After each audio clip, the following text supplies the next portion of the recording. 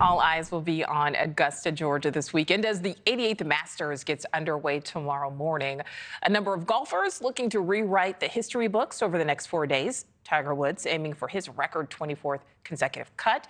A win at Augusta for reigning U.S. Open champ Wyndham Clark would mark the first time in 45 years a first-timer took home the coveted green jacket. Joining me now is John Nucci. He's the chief golf law correspondent at Conduct Detrimental. John, thank you so much for your time. There are some very big names playing this year, but who do you think will be the biggest draw? Is it inevitably Tiger Woods? Yeah, thank you for having me. I mean, the biggest draw is always going to be Tiger Woods. He's playing in his 26th Masters. He's won it 5 times. It would be an incredible story, and I think most people are pulling for Tiger to compete. But, you know, the elephant in the room with Tiger is always his health and whether he can hold up.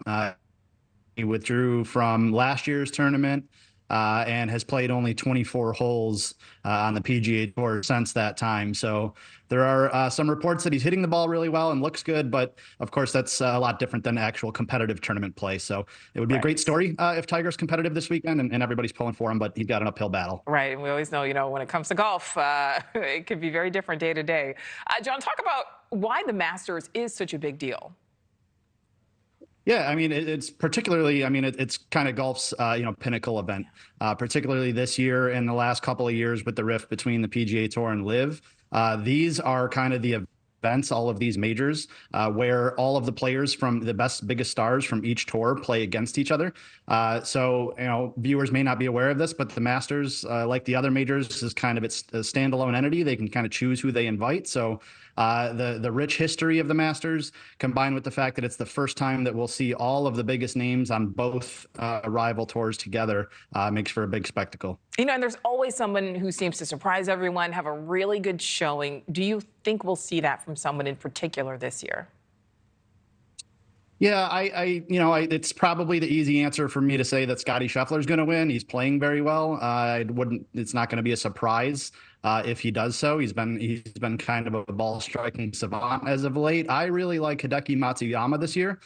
He is one of 3 players to finish 25th or better here each of the last 4 years. He's in really good form, coming off a 12th, a 6th, and a 7th place here.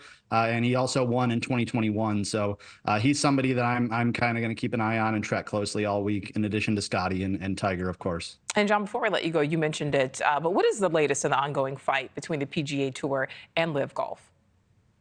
Yeah, it's really softened. The rhetoric, at least, is really softened between the two, and it's kind of at a standstill at the moment. They had a December 31st deadline to reach a definitive agreement, which was mutually extended by the parties. But that mutual extension was actually supposed to be to somewhere around this tournament. So the parties are continuing to talk and continuing to negotiate, but nothing definitive as of yet. So that remains to be seen. All right, yeah, we'll see what happens. John Nucci, thank you so much for your time. We appreciate it. Thank you. I appreciate it. Okay, thank you for watching. Go to newsnationnow.com to find News Nation on your television provider. And don't forget to click the red subscribe button below to get more of News Nation's fact-driven, unbiased coverage.